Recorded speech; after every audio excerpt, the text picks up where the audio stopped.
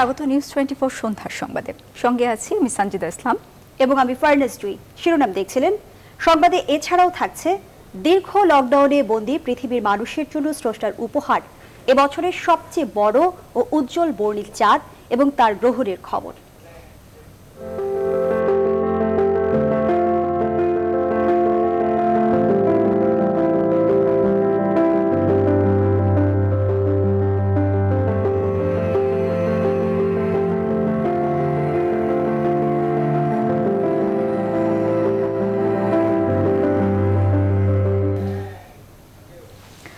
এবারে বিস্তারিত।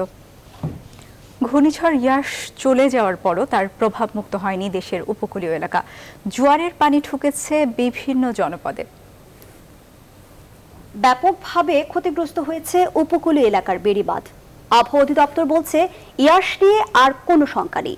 তবে ঘূর্ণিঝড় ইয়াসের প্রভাবে প্লাবিত 14 জেলার বিভিন্ন জনপদের ক্ষয়ক্ষতি নিরূপণের তথ্য জানিয়েছে ত্রাণ ও দুর্যোগ ব্যবস্থাপনা মন্ত্রণালয়। প্রতিনিধিদের তথ্য ছবিতে জানাচ্ছেন লাবুল রহমান। ভারতের উড়িষ্যায় আঘাত হেনেছে ঘূর্ণিঝড় ইয়াস, যার প্রভাবে বাংলাদেশের আকাশ মেঘাচ্ছন্ন, বইছে ঝোড়ো হাওয়া, থেমে থেমে বৃষ্টি। বাংলাদেশে ইয়াস সরাসরি আঘাত না হানলেও প্রভাব ফেলেছে বেশ। উপকূলীয় জনপদে রেখে গেছে ক্ষতচিহ্ন। সমুদ্র নদ নদীর পানির উচ্চতা বেড়েছে, জোয়ারের পানিতে প্লাবিত হয়েছে অসংখ্য গ্রাম, বিপর্যস্ত উপকূলের জনজীবন।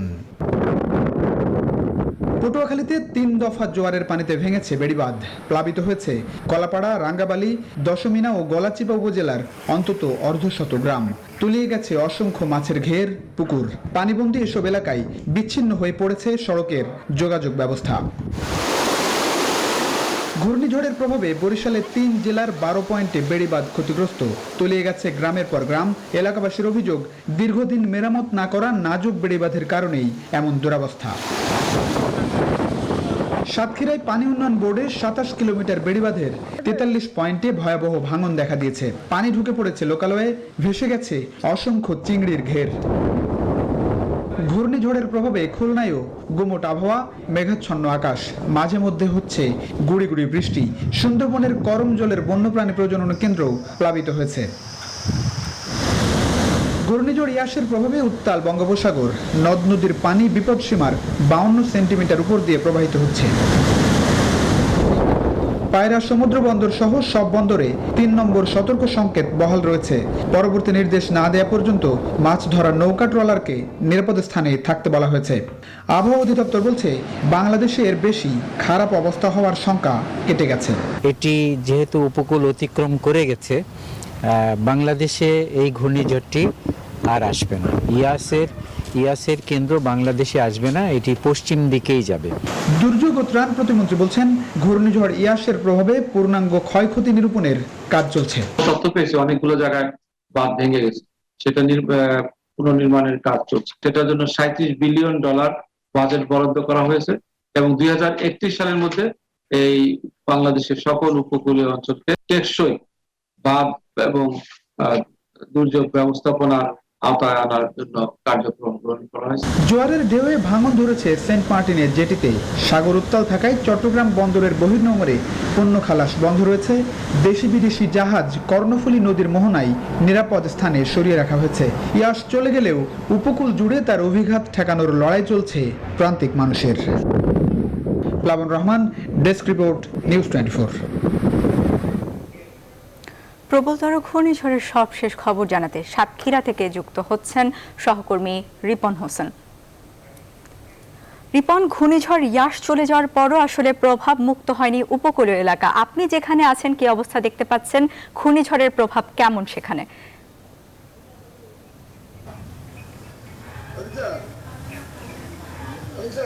ধন্যবাদ আপনাকে। এখানে আমরা দেখেছি যে থেমে থেমে বৃষ্টি হচ্ছে এবং রাতে যে জোয়ার যদি আবার ওঠে তাহলে আবার এলাকা প্লাবিত হবে। আপনি জানেন যে ভরা পূর্ণিমার সময় যে জোয়ার ছিল দিনের বেলা 12টার পরের দিকে, তখন যে পানি উঠেছিল বাঁধ ভেঙে উপচে পড়ে এই এলাকা কিন্তু প্লাবিত হয়েছে। যে কাঁচা ঘরবাড়ি রয়েছে সেই ঘরবাড়ি ক্ষতিগ্রস্ত হয়েছে। আপনাকে যদি জানিয়ে রাখি, এলাকার প্রায় 5টি ইউনিয়ন ব্যাপক ক্ষয়ক্ষতি হয়েছে, যেরকম গাবুরা, পদ্মপুকুর, বুড়িগোয়ালিনী এবং কৈখালী এই ইউনিয়নের বেশ কিছু গ্রাম প্লাবিত হয়েছে এবং যে কাঁচা ঘরবাড়ি রয়েছে সেই ঘরবাড়ি ক্ষতি হয়েছে। পাশাপাশি মৎস্য ঘের রয়েছে, সেই মৎস্য ঘেরেরও ব্যাপক ক্ষয়ক্ষতি হয়েছে। তবে প্রশাসনের পক্ষ থেকে বলা হচ্ছে এখনও যে ক্ষয়ক্ষতি কী পরিমাণে হয়েছে সেটা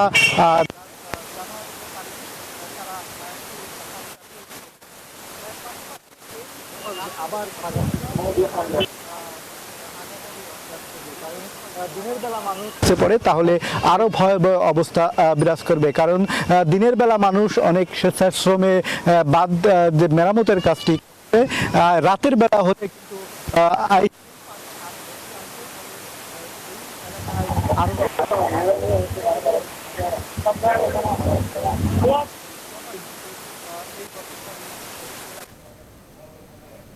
রিপন, আপনাকে ধন্যবাদ। এবারে যাচ্ছি চট্টগ্রামে, সেখানে রয়েছেন ফাতেমা জান্নাত মোমো। মোমো, ঘূর্ণিঝড় ইয়াসের প্রভাবে সৃষ্ট জলোচ্ছ্বাসে চট্টগ্রাম নগরীতে জলাবদ্ধতা তৈরি হয়েছে। আমরা এর আগের সংবাদেও দেখেছি। এখন কি অবস্থা, আর পানি সরাবার বিষয়ে কর্তৃপক্ষ কি ব্যবস্থা নিয়েছে? ধন্যবাদ পদ্মা। এখনো পর্যন্ত বন্দরনগরী চট্টগ্রামের বেশ কিছু জায়গায় কিন্তু আমরা পানি দেখতে পেয়েছি, পানি আছে, কারণ ঘূর্ণিঝড় ইয়াসের প্রভাব একই সাথে পূর্ণিমার প্রভাবও রয়েছে। পূর্ণিমার কারণে আর ইয়াসের কারণে হচ্ছে জলোচ্ছ্বাস কয়েক গুণ বেড়ে গেছে, যার কারণে বন্দরনগরী চট্টগ্রামের বেশ কিছু জায়গায় এইভাবে পানি ঢুকে গেছে। আপনি নিশ্চয়ই ক্যামেরা চোখে দেখতে পাচ্ছেন। চট্টগ্রাম আগ্রাবাদের মা ও শিশু হাসপাতালটিও কিন্তু এখন পানিবন্দী। বিভিন্ন জায়গায় কিন্তু পানি উঠেছে, সাধারণ মানুষের কিন্তু চরম দুর্ভোগ বেড়েছে। পানি জোয়ার থাকা পর্যন্ত আসলে এই পানি থাকবে বলে স্থানীয়রা বলছেন। তারা বলছেন ঘূর্ণিঝড় ইয়াসের প্রভাবে সকাল থেকেই কিন্তু বিভিন্ন জায়গায় এভাবে পানি বন্দী রয়েছে তারা, যার কারণে নগরের বিভিন্ন এলাকার মানুষ অনেক দুর্ভোগে পড়েছে। ঘর বাড়িতে পানি ঢুকে গেছে এবং দোকানপাটগুলো তো পানির নিচে তলিয়ে গেছে। কিন্তু কর্তৃপক্ষ এই ব্যাপারে এখনো কোনো ব্যবস্থা নেয়নি, যার কারণে ক্ষিপ্ত স্থানীয়রা। তো বন্দরনগরী চট্টগ্রাম থেকেই ছিল আমার কাছে সর্বশেষ তথ্য। ফিরে যাচ্ছে স্টুডিওতে। পদ্মা। মোমো, আপনাকে ধন্যবাদ জানাচ্ছি রিপন হোসেনকেও। দর্শক, ঘূর্ণিঝড় ইয়াসের সবশেষ খবর জানাতে সাতক্ষীরা ও চট্টগ্রাম থেকে যুক্ত হয়েছিলেন সহকর্মীরা। সাতক্ষীরা থেকে রিপন হোসেন এবং চট্টগ্রাম থেকে যুক্ত হয়েছিলেন সহকর্মী ফাতেমা জান্নাত মোমো। এদিকে ঘন্টায় 150 কিলোমিটার গতির বাতাসের শক্তি নিয়ে ভারতের উড়িষ্যা উপকূল অতিক্রম করে স্থলভাগে উঠে আসে ঘূর্ণিঝড় ইয়াস। এর ফলে ঝড়ের শক্তি কিছুটা কমেছে। তবে উড়িষ্যা ও পশ্চিমবঙ্গে ঝড়ের প্রভাবে ভারী বৃষ্টি এখনো অব্যাহত রয়েছে। প্রচুর ঘরবাড়ি ক্ষতিগ্রস্ত হয়েছে, ভেঙে পড়েছে গাছপালা ও বৈদ্যুতিক খুঁটি। ঘূর্ণিঝড় ইয়াসের তাণ্ডবে এখন পর্যন্ত উড়িষ্যায় 2 জন ও পশ্চিমবঙ্গে 1 জনের মৃত্যুর খবর পাওয়া গেছে। তবে প্রাণহানি আরও বাড়ার আশঙ্কা রয়েছে। পশ্চিমবঙ্গ উড়িষ্যায় নিরাপদ স্থানে সরিয়ে নেওয়া হয় 35 লাখ মানুষকে। বিধ্বংসী ঘূর্ণিঝড় ইয়াস 155 কিলোমিটার বেগে বুধবার আছড়ে পড়ে উড়িষ্যার বালাসোর এবং ধামরাতে। সেখানে ঘণ্টা খানেক তাণ্ডব চালানোয় বিস্তীর্ণ জনবসতির অনেকটাই পানির নিচে চলে যায়। প্রায় 1.5 কিলোমিটার এগিয়ে আসে উড়িষ্যার সমুদ্র। ভারতের সবচেয়ে পুরনো বন্দর ধামরা পোর্ট এদিন কার্যত লণ্ডভণ্ড হয়ে যায়।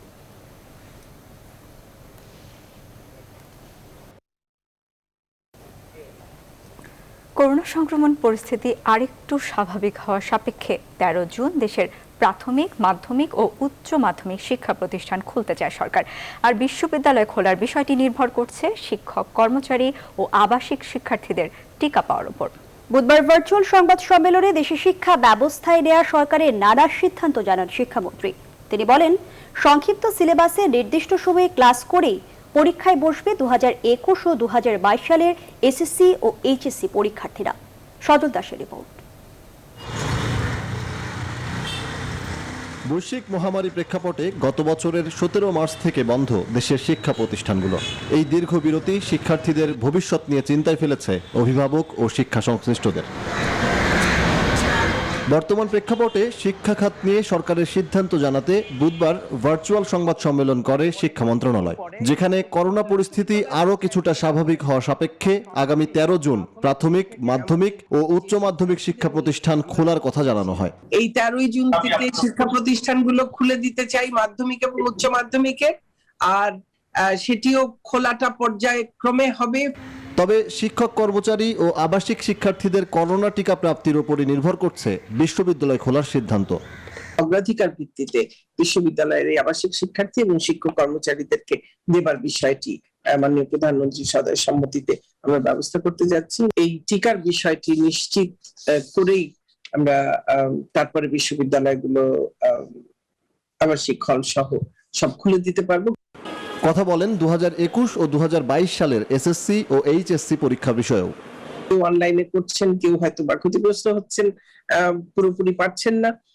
তো এই সবকিছুই মাথায় রেখে আমরা 2022 সালের জন্য আমরা সংক্ষিপ্ত সিলেবাস তৈরি করেছি। আমরা প্রথমে যারা এসএসসি এবং এইচএসসি এই 2021-এর এবং 2022-এর তাদেরকে পুরো 6 দিন আমরা ক্লাস করাতে চেষ্টা করব, আর বাকিদের আমরা একদিন করে শুরু করব, পরে পর্যায়ক্রমে সেটাকে বাড়াবো।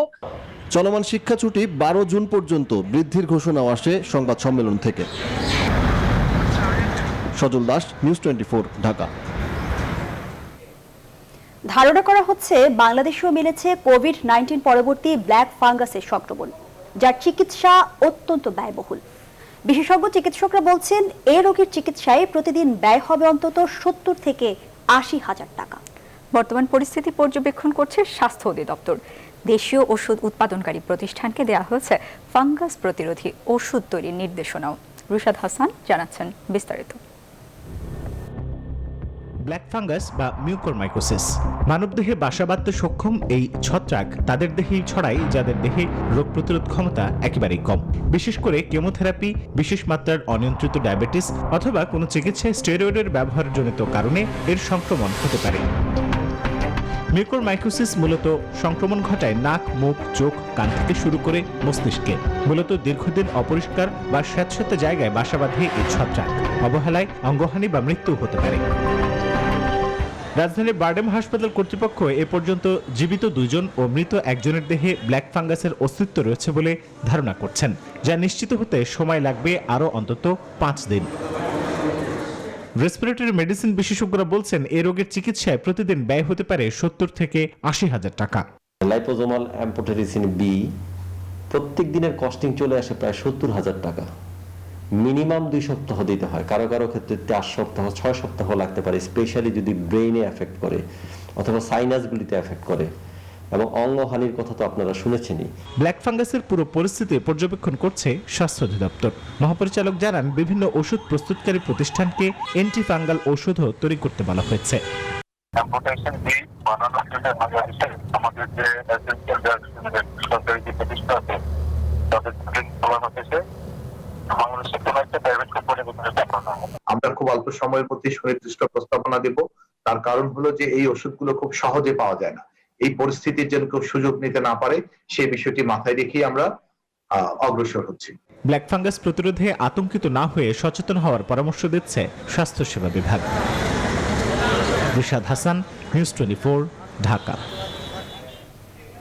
ভারতে খুব দ্রুত ছড়িয়ে পড়ছে মিউকরমাইকোসিস বা ব্ল্যাক ফাঙ্গাস।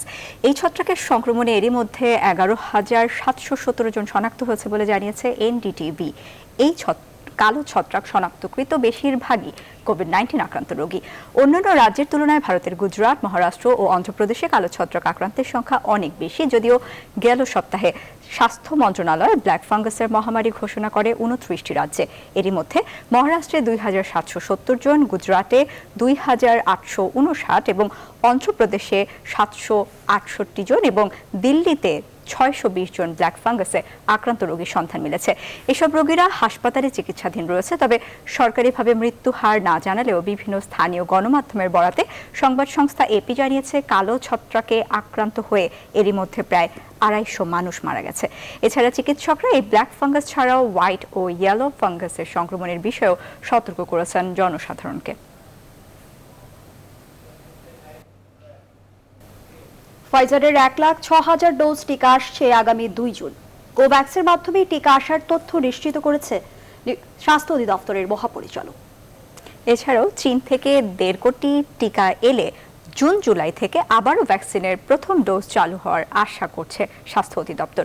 এর মধ্যে অক্সফোর্ড অ্যাস্ট্রাজেনেকা টিকা পেলে চালু হতে পারে বাকি থাকা দ্বিতীয় ডোজের টিকাও। হাবিবুল ইসলাম হাবিবের রিপোর্টে বিস্তারিত। সিরাম থেকে বাংলাদেশে আসায় 1,02,00,000 ডোজ টিকার মজুদ এখন শেষ পর্যায়ে। বারবার প্রশ্ন উঠছে দ্বিতীয় ডোজের জন্য বাকি থাকা 14 লাখ মানুষের টিকা প্রাপ্তির নিয়ে। অক্সফোর্ড অ্যাস্ট্রাজেনিকার টিকার জন্য অপেক্ষায় কতদিন থাকতে হবে সে বিষয়ে এখনও নিশ্চিত নয় স্বাস্থ্য সেবা বিভাগ। তবে জুনের 2 তারিখ আসছে ফাইজারের 1,06,000 ডোজ টিকা, যা পাঠানো হচ্ছে কোভ্যাক্স থেকে।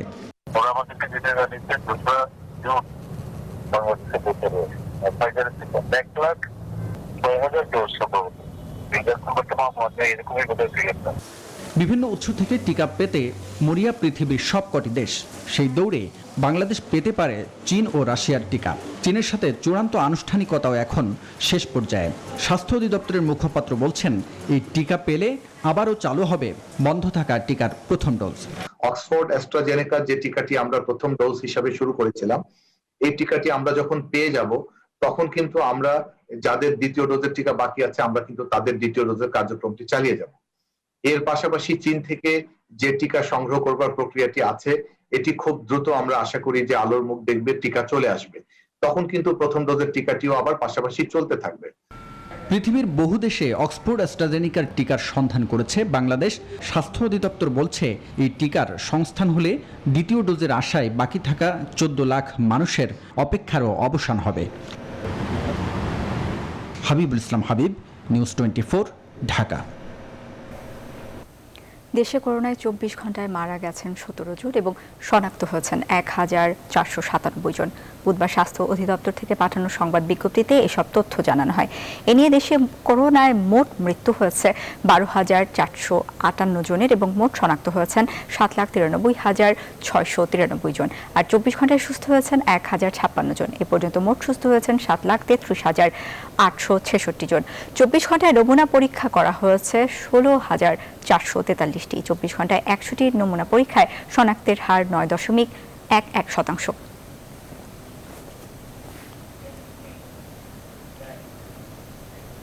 সরকার এবং দেশের অন্যতম প্রধান বিরোধী দল বিএনপি দুপক্ষই ফিলিস্তিনিদের জন্য নগদ অর্থ এবং ওষুধ সামগ্রী তুলে দিয়েছে সে দেশের রাষ্ট্রদূতের হাতে।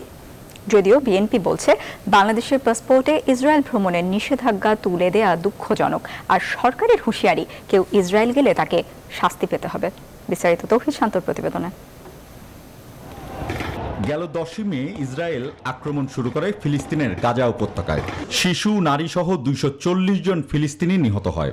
11 দিন চলার পর বিরতিতে যায় ইসরায়েলি বাহিনী। রাষ্ট্রীয় অতিথি ভবন পদ্মায় একটি অনুষ্ঠানে ঢাকার ফিলিস্তিনি রাষ্ট্রদূত ইউসুফ রামাদানের হাতে বাংলাদেশের প্রধানমন্ত্রীর পক্ষ থেকে $50,000 এবং ওষুধ সামগ্রী তুলে দেন পররাষ্ট্রমন্ত্রী। We don't recognize Israel, so no one from Bangladesh can visit the state of Israel. And if you know that anyone goes there without government permission, that person is liable to be prosecuted. And there has been evidence of it before. অন্যভাবে যদি কেউ যায়, আমাদের আইনে তার punishment হবে। এদিন বিকেলে বারিধারায় অবস্থিত ফিলিস্তিনি দূতাবাসে যান বিএনপি মহাসচিব মির্জা ফখরুল ইসলাম আলমগীর। বিএনপি চেয়ারপারসন খালেদা জিয়ার পক্ষ থেকে ওষুধ সামগ্রী উপহার হিসেবে তুলে দেন।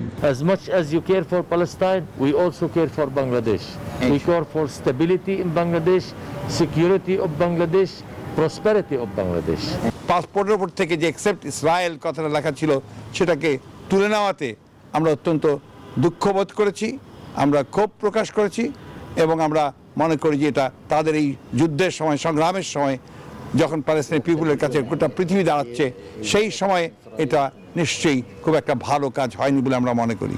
ফিলিস্তিনিদের পক্ষে অকুণ্ঠ সমর্থন বাংলাদেশ তার অভ্যুদয়ের পর থেকেই দিয়ে আসছে। তৌহিদ শান্ত, নিউজ 24, ঢাকা। আওয়ামী লীগের সাধারণ সম্পাদক এবং সড়ক পরিবহন ও সেতুমন্ত্রী ওবায়দুল কাদের বলেছেন, জনগণের মাঝে উদাসীনতা অব্যাহত থাকলে করোনা সংক্রমণের ঊর্ধ্বগতি ঠেকানো সম্ভব নয়। তিনি জানান, ঘূর্ণিঝড় মোকাবেলায় সব রকম প্রয়োজনীয় প্রস্তুতি রয়েছে সরকারের।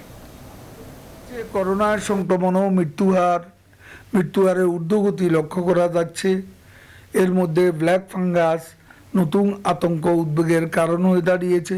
কিন্তু দুঃখের সাথে বলতে হয়, এখনও স্বাস্থ্যবিধি মেনে, বিশেষ করে মাস্ক পরা এবং সামাজিক দূরত্ব বজায় রাখার ক্ষেত্রে মানুষের মাঝে চরম উদাসীনতা অবহেলা লক্ষ্য করা যাচ্ছে।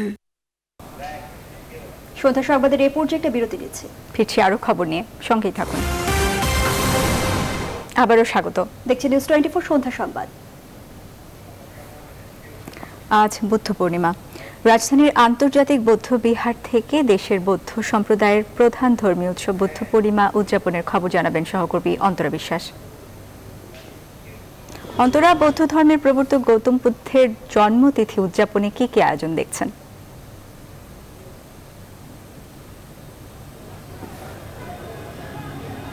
আসলে সকালে এখানে প্রার্থনা হয়ে গেছে, কিন্তু এখনো অনেকে আসছেন এবং প্রার্থনা করছেন। আপনি নিশ্চয়ই আমার পেছনে দেখতে পাচ্ছেন, এটি একটি বিশেষ জায়গা এবং বটগাছ, সেটিকে ঘিরে বুদ্ধের যে মূর্তি সেগুলো রয়েছে এবং সেই জায়গায় সবাই প্রদীপ জ্বালাচ্ছেন এবং প্রদীপ জ্বালিয়ে তারা প্রার্থনা করছেন। তারা আসলে গৌতম বুদ্ধের কাছে প্রার্থনা করছেন যেন পৃথিবী করোনা মুক্ত হয় এবং সেই সাথে পৃথিবীতে শান্তি প্রতিষ্ঠিত হয়, এটি আসলে তাদের প্রার্থনা। আসলে কি চাইছেন আপনারা আজকে, আর আজকে কি কি আনুষ্ঠানিকতা ছিল? আমি চাচ্ছি আমি যেতে চাচ্ছি আমার যেন স্বপ্ন পূরণ হয়, আমি যেটা চাই যেন সেটা পাই, ওইগুলো চাচ্ছি। অনেক ধন্যবাদ আপনাকে। এবং নিজেদের জন্যও যে প্রার্থনা সেটিও আসলে তাদের এখানে রয়েছে এবং আপনারা নিশ্চয়ই দেখতে পাচ্ছেন যে অনেকেই আসলে গৌতম বুদ্ধের সেই মূর্তির সামনে আসলে প্রার্থনা করছেন এবং এখানে তারা এই প্রার্থনা শেষ করবেন এবং সেই সাথে আলোচনা সভা চলছে। সেখানে এসেছেন ধর্ম প্রতিমন্ত্রী এবং বিপ্লব বড়ুয়া। এই ছিল আমার কাছে এখান থেকে সর্বশেষ খবর। অন্তরা, আপনাকে ধন্যবাদ। দর্শক, রাজধানীর আন্তর্জাতিক বৌদ্ধ বিহার থেকে বুদ্ধ পূর্ণিমার খবর জানাচ্ছিলেন সহকর্মী অন্তরা বিশ্বাস। অসাম্প্রদায়িক চেতনা বিনষ্টকারীদের বাংলাদেশে কোনো স্থান নেই। বুধবার জাতীয় জাদুঘরের সামনে বৌদ্ধ সাংস্কৃতিক পরিষদ আয়োজিত অনুষ্ঠানে তথ্য ও সম্প্রচার মন্ত্রী ডক্টর হাসান মাহমুদ একথা বলেন।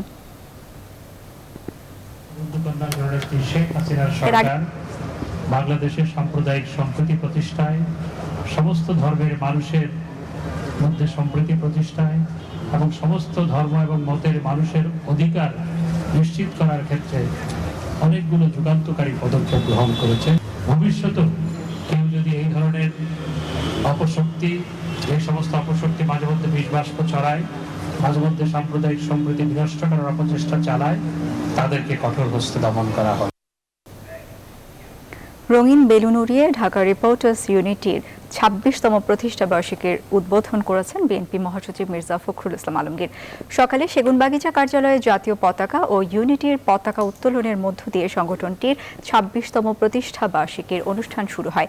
এরপর বিএনপি মহাসচিব অতিথিদের নিয়ে বেলুন উড়িয়ে শোভাযাত্রার উদ্বোধন করেন।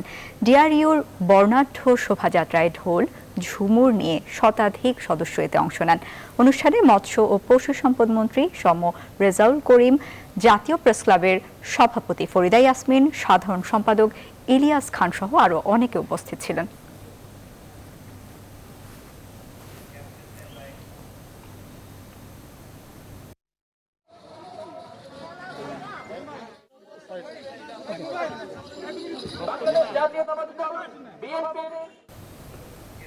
করোনা সংক্রমণের হার বাড়তে থাকায় চাঁপাইনবাবগঞ্জে চলছে বিশেষ লকডাউন। লকডাউন কার্যকর করতে মাঠে তৎপর প্রশাসন, কিন্তু উদ্বেগ বাড়াচ্ছে সোনা মসজিদ স্থলবন্দর। সংক্রমণের হার বাড়তে থাকায় এবার রাজশাহীতেও লকডাউন দেওয়ার কথা ভাবা হচ্ছে। রফিকুল আলমকে সঙ্গে নিয়ে কাজী শাহেদের প্রতিবেদন।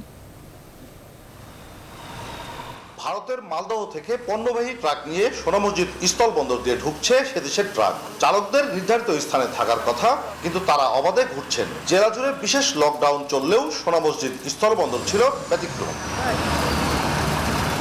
ভারতীয় ট্রাক চালকদের অবাধ চলাফেরায় লকডাউন কার্যকর নিয়ে উদ্বেগের কেন্দ্রে সোনা মসজিদ। ওপেন মার্কেটে ঘোরাঘুরি করছে, হোটেলে বসছে, দোকানে বসছে, কোনো মাস্ক নাই। চাঁপাইনবাবগঞ্জ জেলার পুরো লোক জড়িত। এই আপনার 7 দিনের লকডাউন দেওয়া হয়েছে। এই গাড়ি যদি চলে তাহলে তো লকডাউন দেওয়ার মানেই হয় না।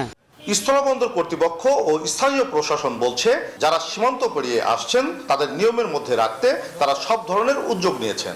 প্রত্যেকটা ইন্ডিয়ান ড্রাইভারকে চেম্বারের ভিতর দিয়ে প্রবেশ করানো হয়, সেখানে স্যানিটাইজার আছে এবং প্রত্যেকটা গাড়িকে স্প্রে করার ব্যবস্থা রয়েছে। বিজিবির যে সকল এরিয়া, সেসব এরিয়ায় বিজিবি তাদের মোবিলাইজেশন আছে এবং শর্ত অনুযায়ী সমস্ত জিনিসপত্র বন্ধ করা হচ্ছে।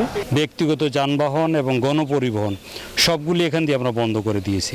শুধুমাত্র সরকারি নির্দেশনা মোতাবেক মালবাহী যে সকল যানবাহন আছে সেগুলো যাচ্ছে।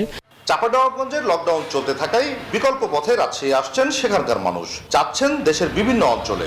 সংক্রমণের হার বাড়তে থাকায় এবার রাজশাহীতেও লকডাউনের কথা ভাবা হচ্ছে।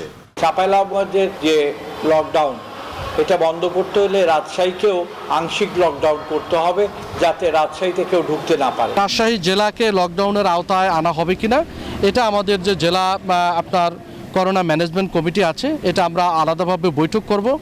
আগামী 31 মে পর্যন্ত চাঁপাইনবাবগঞ্জ জেলায় চলবে এই বিশেষ লকডাউন। কাজী শাহেদ, নিউজ 24, রাজশাহী। চট্টগ্রামের চাঞ্চল্যকর মৃত্যু হত্যার ঘটনায় স্বামী বাবুল আক্তারের বান্ধবী ভারতীয় নাগরিক গায়ত্রী অমর সিংকে খুঁজছে পুলিশ। তার সম্পর্কে বিস্তারিত জানতে ইউএনএইচসিআর কক্সবাজার অফিসে চিঠি দিয়েছে পিবিআই। গায়ত্রীর সাথে পরকীয়ায় বাধা দেওয়ার কারণেই বাবুলি মিতুকে খুন করিয়েছেন বলে বলছে মিতুর পরিবার।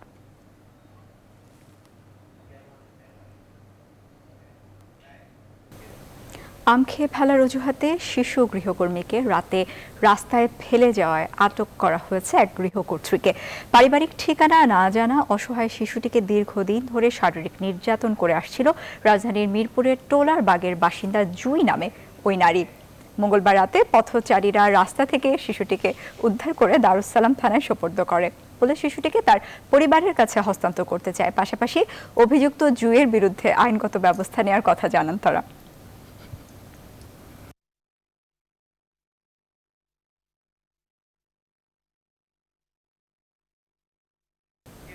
সংবাদে আবারও বিরতি নিচ্ছে, সঙ্গেই থাকুন। বিরতির পর আবারও স্বাগত। দেখছেন নিউজ 24 সন্ধ্যার সংবাদ। ঘূর্ণিঝড় ইয়াসের তাণ্ডবে ভারতে এখন পর্যন্ত উড়িষ্যায় 2 জন ও পশ্চিমবঙ্গে একজনের মৃত্যুর খবর পাওয়া গেছে। পশ্চিমবঙ্গ থেকে ইয়াসের বিস্তারিত জানাচ্ছেন ভাস্কর সর্দার। বিধ্বংসী ঘূর্ণিঝড় ইয়াস 155 কিলোমিটার বেগে বুধবার আছড়ে পড়ে উড়িষ্যার বালাসোর এবং ধামরাতে। সেখানে ঘণ্টাখানেক তাণ্ডব চালানোয় বিস্তীর্ণ জনবসতির অনেকটাই পানির নিচে চলে যায়। প্রায় 1.5 কিলোমিটার এগিয়ে আসে উড়িষ্যার সমুদ্র। ভারতের সবচেয়ে পুরনো বন্দর ধামরা পোর্ট এদিন কার্যত লন্ডভন্ড হয়ে যায়। উড়িষ্যার আঘাত হানার পরই পশ্চিমবঙ্গে শুরু হয় ইয়াসের তাণ্ডব। দীঘার সমুদ্র উত্তাল হতে শুরু করে। সমুদ্র তীরবর্তী গাছগুলিতে আঘাত এনে ঢেউ স্থলভাগে আছড়ে পড়ে। সমুদ্র এবং সড়ক হয়ে ওঠে একাকার। বিধ্বংসী ঘূর্ণিঝড়ের প্রভাব পড়েছে দক্ষিণ 24 পরগনার একাধিক অঞ্চলে। বাঁধ ভেঙে নদীর পানিতে প্লাবিত হয়ে যায় রাজ্যের একাধিক অঞ্চল। খেলনার মতো ভেঙে যায় কাঁচা বাড়ি, দোকানপাট, নৌকা, লঞ্চ। ইয়াসের দাপটে তছনছ হয়ে যায় গ্রামের পর গ্রাম। করোনার মধ্যে বাধ্য হয়ে পথেই আশ্রয় নিতে হয় ওই অঞ্চলের বাসিন্দাদের।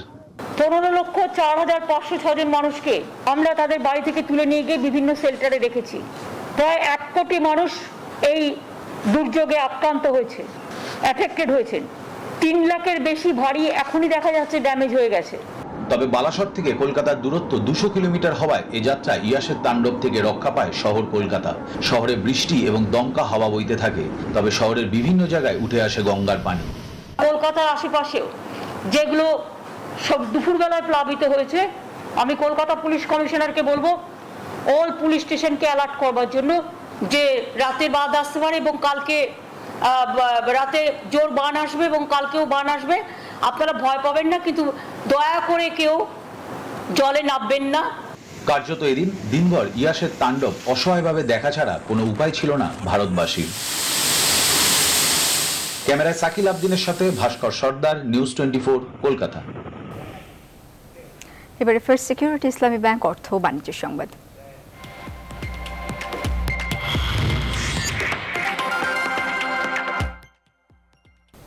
করোনায় আক্রান্ত হয়ে কোনো কর্মীর মৃত্যু হলেও প্রতি মাসে বেতন পাবেন তার পরিবার। মহামারীতে সংস্থার কর্মী ও তাদের পরিবারকে নিরাপত্তা দিতে উদ্যোগ নিয়েছে টাটা স্টিল। ভারতীয় গণমাধ্যমগুলো জানিয়েছে টাটা স্টিলে কর্মীদের অবসরের বয়স 60 বছর। তার আগেই যদি করোনা আক্রান্ত হয়ে কোনো কর্মীর মৃত্যু হয় তাহলে তার পরিবার ওই বাকি সময় প্রত্যেক মাসে বেতন পাবেন। শুধু তাই নয়, কর্মীর মৃত্যুর পরও তার পরিবারের সদস্যরা সংস্থার অধীনে চিকিৎসা এবং আবাসন সংক্রান্ত যাবতীয় সুযোগ সুবিধা পাবেন।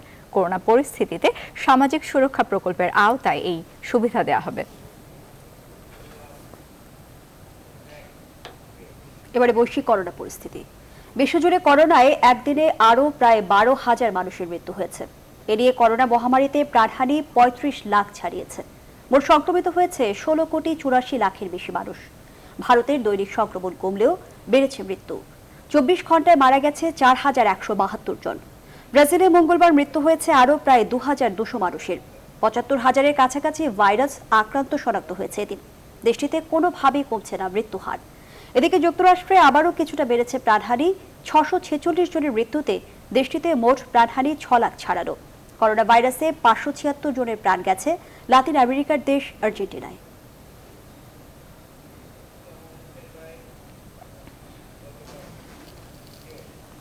মার্কিন প্রেসিডেন্ট জো বাইডেন ও রুশ প্রেসিডেন্ট ভ্লাদিমির পুতিন সুইজারল্যান্ডের জেনেভায় 16 জুন বৈঠকে বসবেন। মঙ্গলবার হোয়াইট হাউস ও ক্রেমলিনের পক্ষ থেকে দুই নেতার বৈঠকের বিষয়টি নিশ্চিত করা হয়েছে। রাশিয়ার বিরুদ্ধে যুক্তরাষ্ট্রের নির্বাচনে হস্তক্ষেপ, সাইবার হামলা, মানবাধিকার লঙ্ঘন ও ইউক্রেন নিয়ে উভয় দেশের বিরোধের মধ্যেই দুই নেতা মিলিত হবেন। রয়টার্স জানায়, বৈঠক নিয়ে রুশ ও মার্কিন প্রশাসনের খুব বেশি প্রত্যাশা নেই, কারণ দুই নেতার কেউই বিরোধ মেটানোর মতো মনোভাব দেখাচ্ছেন না।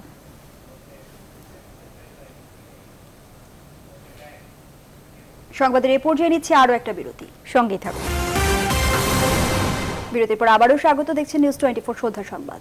এবারে খেলার খবর। শ্রীলঙ্কার বিপক্ষে প্রথম 2 ওয়ানডেতে 7 উইকেট শিকার করে আইসিসি ওয়ানডে বোলিং র্যাঙ্কিংয়ের 2 নম্বরে উঠে এসেছেন স্পিন অলরাউন্ডার মেহেদী হাসান মিরাজ। 725 রেটিং নিয়ে আফগানিস্তানের লেগ স্পিনার মুজিবুর রহমানকে পেছনে ফেলে 2-এ উঠে এসেছেন তিনি।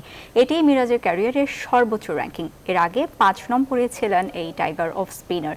এদিকে বাংলাদেশের পেসার মুস্তাফিজুর রহমান শ্রীলঙ্কার বিপক্ষে 2 ম্যাচে নিয়েছেন 6 উইকেট, ফলে 8 রেটিং পয়েন্ট বাড়িয়ে র্যাঙ্কিংয়ে 9 নম্বরে উঠে এসেছেন দ্য ফিজ।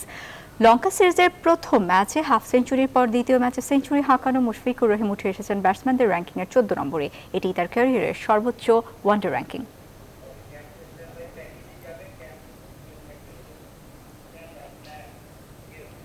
কাতারে বিশ্বকাপ বাছাই পর্বের ম্যাচকে সামনে রেখে 10ম দিনের মতো অনুশীলন করেছে জাতীয় ফুটবল দল। সব ঠিক থাকলে 30 মের 2 দিন আগেই কাতারে যাওয়ার পরিকল্পনা জাতীয় দলের। মাহফুজুল ইসলামের রিপোর্টে বিস্তারিত।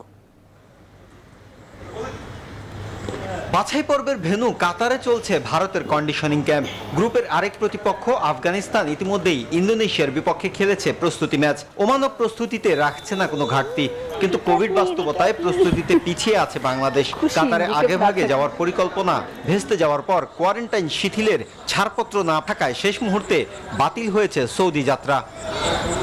বঙ্গবন্ধু স্টেডিয়ামে 10ম দিনের মতো অনুশীলনের আগেই প্রতিপক্ষদের প্রস্তুতির খবরাখবর পেয়ে গিয়েছেন রহমত জামালরা। কোচও এদিন অনুশীলনে রেখেছিলেন ভিন্ন আয়োজন, মূলত বল পজিশনিং ও ডিফেন্ডারদের দিকে দিয়েছেন বাড়তি নজর। প্রত্যেকটা টুর্নামেন্টের আগে বা প্রত্যেকটা খেলার আগে একটা প্রতিকূলতা কাজ করে টিমের ভিতর কিছু কিছু সময়ে। তো এখন যত প্রতিকূলতায় আসুক না কেন, আমাদের অ্যাজ এ প্লেয়ার হিসাবে আমাদের একটা ফোকাস থাকে যে আমরা এটা ক্লিন শিট রাখার চেষ্টা করব, বা কনসেপ্ট যত কম করা যায়, বা আমরা যদি জিততে পারি এগুলো আমাদের জন্য better. So as a player আমি মনে করি যে আমাদের পার্সোনালি এরকম সব ঠিক করা উচিত। 30 মে কাতার উড়াল দেওয়ার কথা থাকলেও দিন 2 আগেই সেখানে যেতে চায় বাংলাদেশ। হয়তো আমাদের সাময়িক একটু প্রবলেম হয়েছে যে সৌদি যাওয়া হয় নাই, আমরা প্র্যাকটিস ম্যাচ খেলতে পারিনি। তবে আশা করি আমরা হয়তো 30 তারিখ না গিয়ে 1-2 দিন আগে চেষ্টা করছি কাতার যাওয়ার জন্য। কাতার গিয়ে আমরা আমাদের প্র্যাকটিসটা করব। তো আমরা ইনশাল্লাহ আমাদের সেরাটা দেওয়ার চেষ্টা করব, এবং আশা করি আফগানিস্তান ইন্ডিয়ার ম্যাচ থেকে আমরা পয়েন্ট অবশ্যই আশা করি। প্রস্তুতি ম্যাচের ঘাটতি কিঞ্চিত পূরণ করতে বৃহস্পতিবার শেখ জামাল ধানমন্ডি ক্লাবের সঙ্গে বঙ্গবন্ধু স্টেডিয়ামে একটি প্রস্তুতি ম্যাচ খেলবে বাংলাদেশ জাতীয় ফুটবল দল। মাহফুজুল ইসলাম, নিউজ 24, ঢাকা। শেষ করব চাঁদের খবর জানিয়ে। দীর্ঘ লকডাউনে পৃথিবীর অধিকাংশ দেশের মানুষই গৃহবন্দী। এই পরিস্থিতিতে পৃথিবীর আকাশে ধরা দিয়েছে বছরের সবচেয়ে বড় ও উজ্জ্বল চাঁদ। বছরের প্রথম পূর্ণগ্রাস চন্দ্রগ্রহণও আজ। মঙ্গলবার রাত থেকে এশিয়া ও প্রশান্ত মহাসাগরীয় এলাকায় সুপার মুন দেখা যাচ্ছে। তবে চাক্ষুষ দেখা মিলবে সূর্যাস্তের পর। পূর্ণিমার সোনালী আভা কিছুটা হলেও রোমাঞ্চ ফিরিয়ে দিয়েছে মানুষকে। শাহজি ইসলামের ডেস্ক রিপোর্টে বিস্তারিত। নিজের কক্ষপথ ধরে পৃথিবীর চারিদিকে প্রদক্ষিণ করতে করতেই একটা নির্দিষ্ট সময় পৃথিবীর খুব কাছাকাছি চলে আসে চাঁদ। এমনিতে পৃথিবী থেকে চাঁদের দূরত্ব 3,84,000 কিলোমিটার হলেও মঙ্গলবার এই দূরত্ব কমে দাঁড়ায় 3,56,000 কিলোমিটারে। ফলে অন্যান্য সময়ের থেকে 14% বড় এবং 30% উজ্জ্বল দেখায় চাঁদকে। আর একেই বলে সুপারমুন বা ফ্লাওয়ার মুন। তাছাড়া এটি সুপার ব্লাড মুন হওয়ার কথা, কারণ বছরের প্রথম পূর্ণগ্রাস চন্দ্রগ্রহণও আজ। ফলে লাল রঙের অপরূপ সৌন্দর্যে দেখা যাবে চন্দ্রের গ্রহণ। দুপুর 2:30 থেকেই চন্দ্রগ্রহণ শুরু হয়ে গেছে, চলবে সন্ধ্যা 7:30 পর্যন্ত। গেল 2019-এর 21 জানুয়ারির পর এটি প্রথম পূর্ণগ্রাস চন্দ্রগ্রহণ। বুধবারের পর আবার 19 নভেম্বর আংশিক চন্দ্রগ্রহণ দেখা যাবে। এছাড়া বিরল এই চাঁদকে এশিয়া, অস্ট্রেলিয়া, গোটা প্রশান্ত মহাসাগরীয় এলাকা ও আমেরিকা থেকে দেখা যাচ্ছে। মজার বিষয় হলো এ সময় একই সঙ্গে সুপারমুন, ব্লাড মুন ও ফ্লাওয়ার মুনের দেখা মিলবে। দেশভেদে মে মাসের পূর্ণচন্দ্রের নানান নাম আছে। অসাধারণ ঔজ্জ্বল্য আর বিশাল আয়তন ছাড়াও মে মাসের পূর্ণিমার সঙ্গে জড়িয়ে আছে অনেক দেশের গুরুত্বপূর্ণ ধর্মীয় উৎসবও। সাজি ইসলাম, নিউজ 24। আর এই ছিল সন্ধ্যা সংবাদের আয়োজনে। আরো খবর ও বিশ্লেষণ জানতে ভিজিট করুন www.news24bd.tv। ধন্যবাদ।